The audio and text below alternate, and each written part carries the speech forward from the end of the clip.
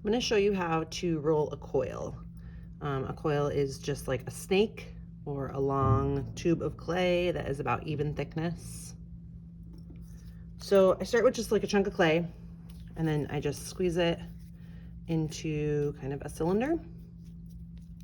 Okay. I'm going to set it down, and I like to start with my hands like in the center, and as I roll, I'm going to move them out, and then I'm going to move them back in.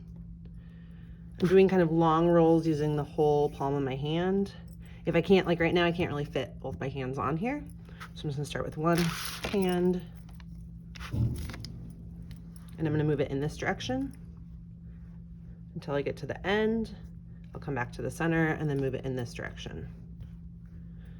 I'm doing pretty firm pressure, and I might start to get this kind of like flop flop. And what's happening is the clay is like thinning, but it's still thick on this side. I don't like that. So I have a couple strategies I use. One is less clay. Like this is a lot of clay, so I'm gonna rip a little bit off and try a little bit less. And usually that'll solve it for me.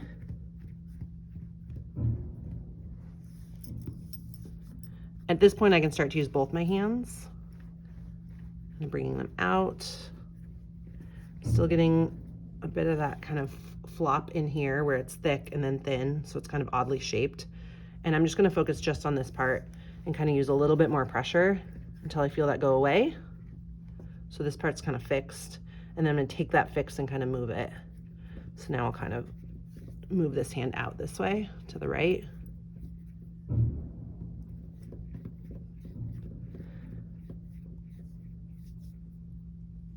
And I'm kind of seeing like it's skinny here, it's thicker here, so I'm just gonna keep using that and moving it out.